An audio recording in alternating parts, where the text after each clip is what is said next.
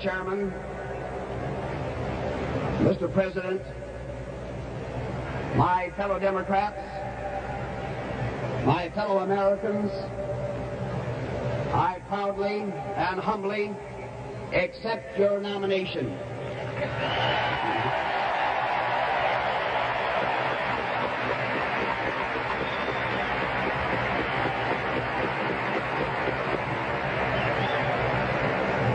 Will we ever be able to forget this unbelievable, this moving, this beautiful, this wonderful evening? What a challenge to every person in this land to live up to the goals and the ideals of those who have gone before us and have charted the course of our action. I was deeply moved last night. I received a singular tribute from a friend and a great president, a tribute that I shall never forget. And I pray to Almighty God that I shall have the strength and the wisdom to measure up to the confidence and the trust that has been placed in me.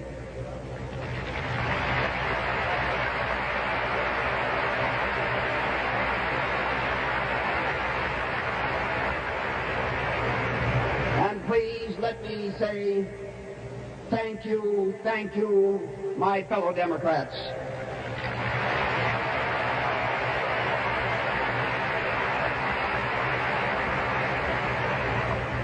I believe that I know President Johnson as well as any man. So let me tell you about him. I have known for 16 years his courage, his wisdom, his tact, and his persuasion, his judgment, and his leadership. But I shall never forget those hours and those days of tragedy and crisis last November that we once again relive tonight, when a dear and wonderful friend and a great president was taken from us, and another stepped forward without a falter, without a moment of hesitation or a moment of doubt. I was among those that he called to his side.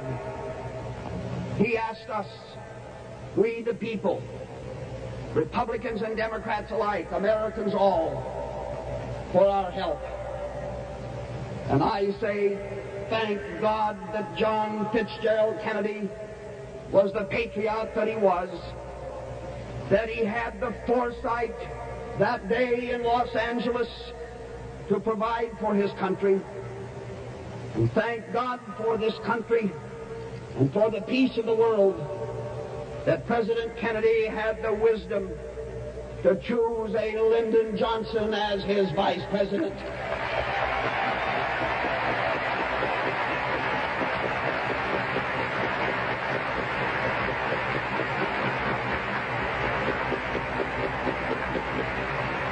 I'm sure you remember these words.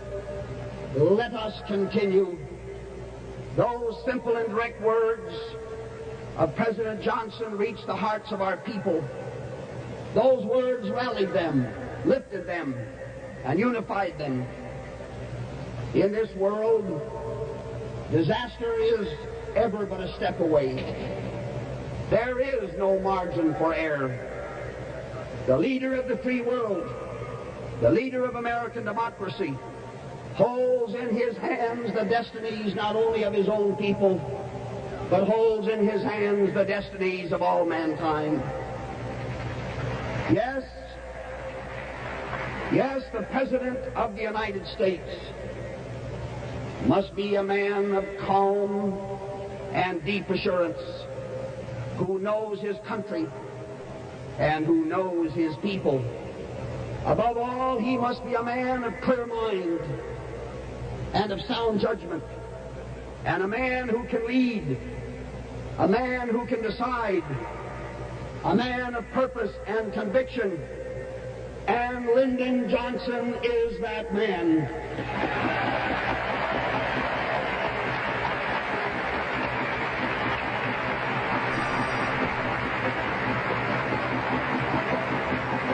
He is a man with the instincts of the teacher, who would rather persuade than to compel, who would rather unite than divide. President Johnson is respectful of the traditions of the presidency, and he understands the compelling need for restraint in the use of the greatest power ever assembled by man.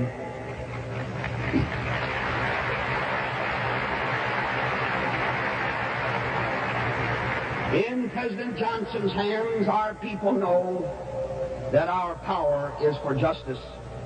In his hands, our people know that our power is for peace. And in his hands, our people know that our power is for freedom. President Johnson has helped to make the Democratic Party the only truly national party. And this very convention demonstrates our strong and our abiding unity and brotherhood.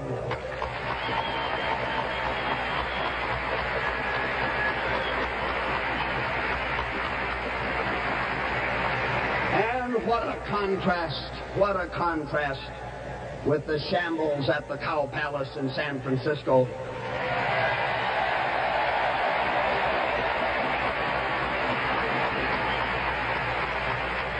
What a contrast with that incredible spectacle of bitterness, of hostility, of personal attack. The American people have seen the contrast. The American people do have a clear choice, and I predict their choice will be Lyndon Johnson in November.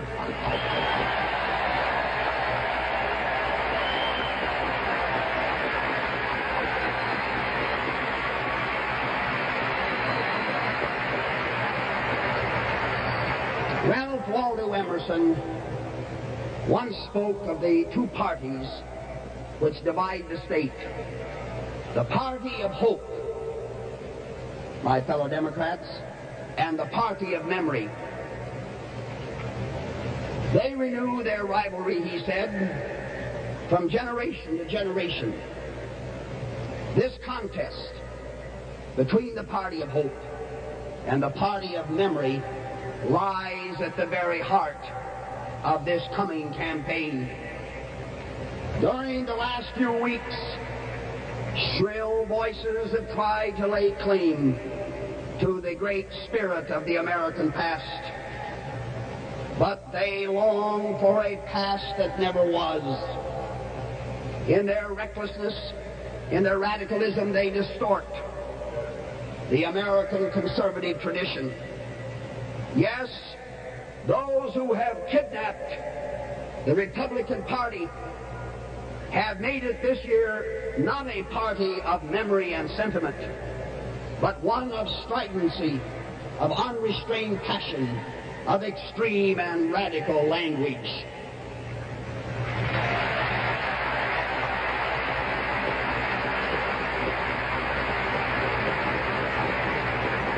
And by contrast, which is clear to all, under the leadership of President Lyndon Johnson, the Democratic Party stands today as the champion of great causes, as the party of purpose and conviction, as the party of national unity, and as the party of hope for all of mankind.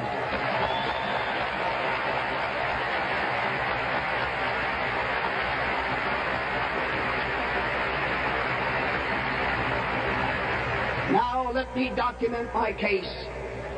Above all, the contrast between the Democratic leadership and that of the Goldwater Party is sharp and decisive on the question of peace and security. For 25 years, my fellow Americans, both parties have held the conviction that politics should stop at the water's edge, that we must be united in the face of our enemies, And we must be united in support of our allies and our friends. And I say here tonight to every American, to every friend of freedom, woe to that party or that spokesman that turns its back upon bipartisan foreign policy. Woe to those who are willing to divide this nation, and beware of those who cast false doubts upon our great strengths.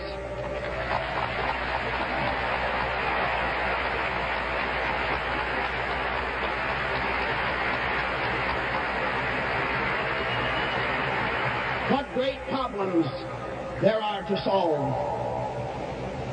Problems to control the awesome power of the nuclear age, to strengthen the grand alliance with Europe, to continue the task of building a strong and prosperous and united hemisphere under the Alliance for Progress, to assist our friends in Asia and Africa in preserving their freedom and promoting their progress, and to defend and extend freedom throughout the world.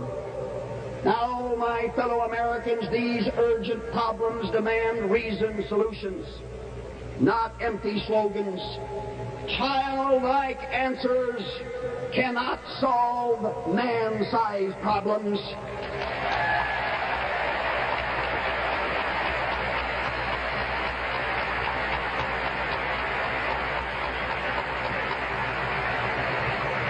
These problems demand leadership that is prudent, restrained, responsible. They require a president who knows that Rome was not built in a day, but who also knows that the great edifice of Western civilization can be brought down in ruins in 1 hour.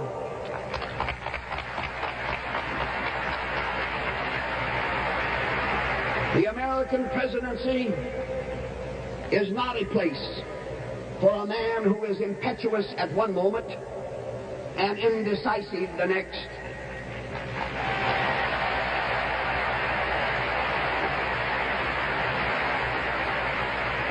Nor is it a place for one who is violently for something one day and violently opposed to it on the next.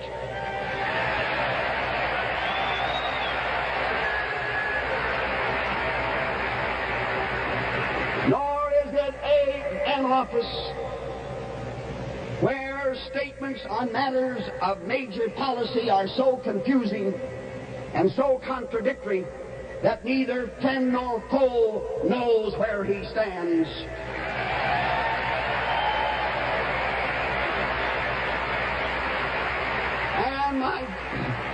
And my fellow Americans, it is of the highest importance that both friend and foe know that the American president means what he says and says what he means.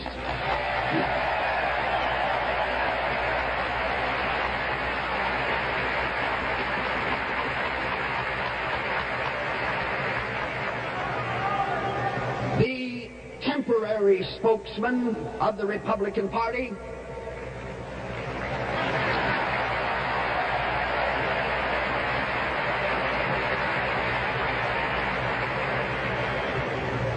the temporary Republican spokesman is not only out of tune with the great majority of his countrymen, he is even out of step with his own party.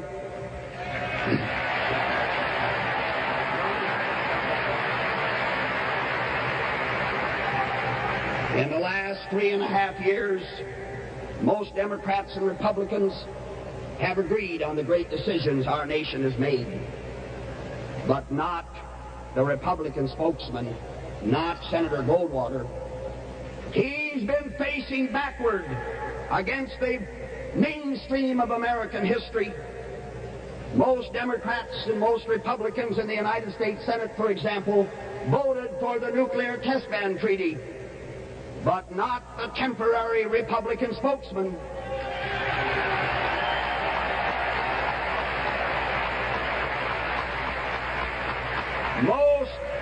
Most Democrats and Republicans in the Senate voted for an $11.5 billion tax cut for American citizens and American business, but not Senator Goldwater.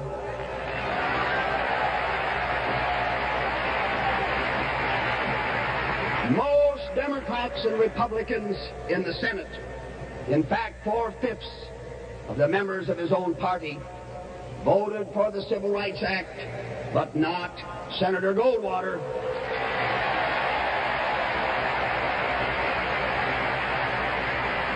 Most Democrats and Republicans in the Senate voted for the establishment of the United States Arms Control and Disarmament Agency that seeks to slow down the nuclear arms race among the nations, but not the temporary Republican spokesman.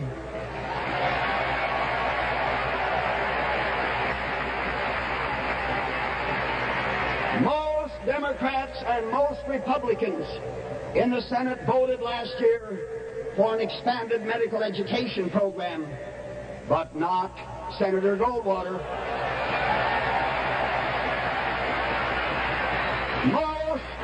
Most Democrats and most Republicans in the Senate voted for education legislation, but not Senator Goldwater.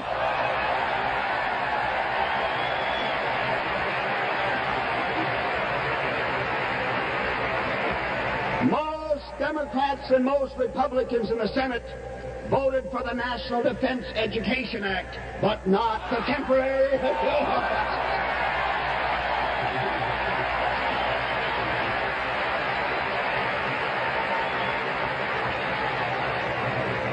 And my fellow Americans, most Democrats and most Republicans in the Senate voted to help the United Nations in its peacekeeping functions when it was in financial difficulty, but not Senator Goldwater.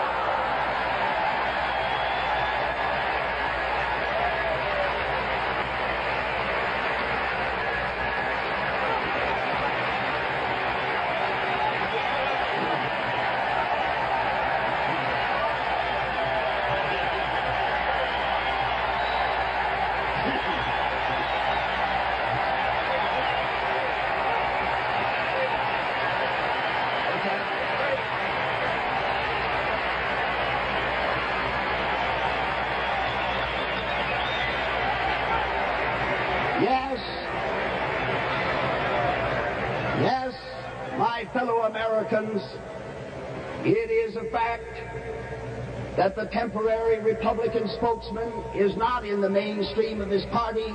In fact, he has not even touched the shore.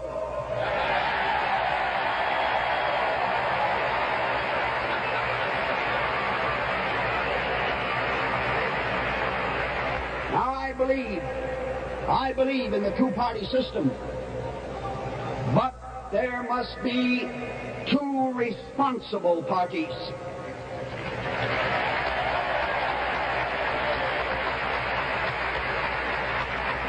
And there must be men who are equipped to lead a great nation as the standard bearers of the two parties. It is imperative that the leadership of the great parties move within the mainstream of American thought and philosophy. I pledge to this convention, I pledge to our great president, to all the American people, my complete devotion to this task, to prove once again that the Democratic Party deserves America's affections and that we are indeed the party of hope for the American people.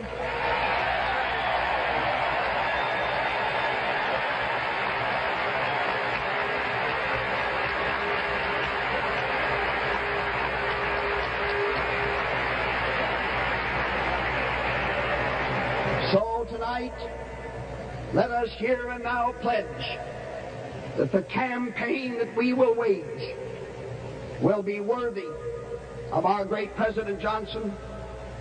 And my fellow Americans, let us hereby resolve and pledge tonight that that campaign will be worthy of the memory of the late and beloved President John Fitzgerald Kennedy.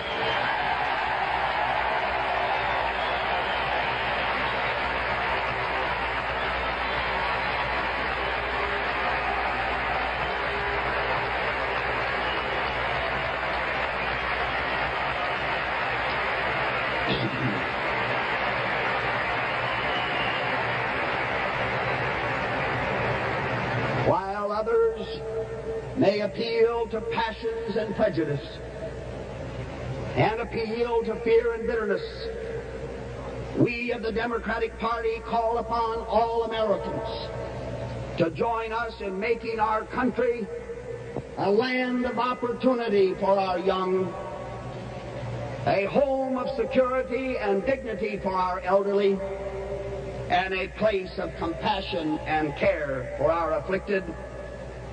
I say to those responsible and forward-looking Republicans who put our country above their party, and there are thousands of them, we welcome you to the banner of Lyndon Baines Johnson. We welcome your support.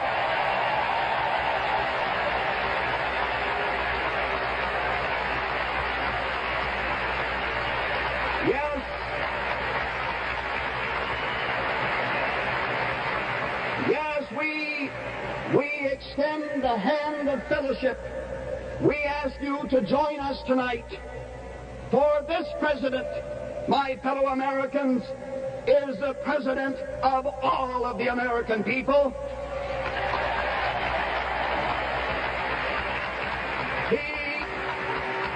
He is the president in the great American tradition for labor and for business, no class conflict, for the farm family that will receive the unending attention and care of this president, and for the city worker, for North and for the South, for East and for the West. This is our president.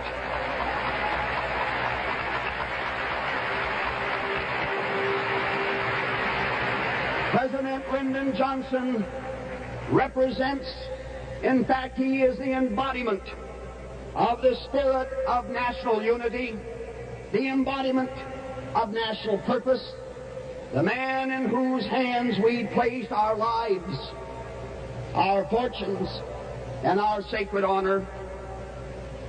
I am proud to be the friend of this great president, and I am very proud that he has asked this convention to select me as his running mate.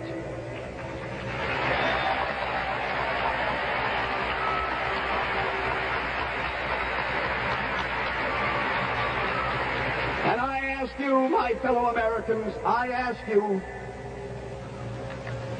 to walk with us, to work with us, to march forward with us, to help President Johnson build the great society for America of the future. Yes, let us continue. Let us, fellow Democrats and fellow Americans, let us go forward. Let us take those giant steps forward to which the President has called us, to end the shame of poverty, to end the injustice and prejudice and the denial of opportunity, to build the great society, and to secure the freedom of man and the peace of the world. We can do no less. And to this tonight, let us resolve to pledge our every effort. Thank you.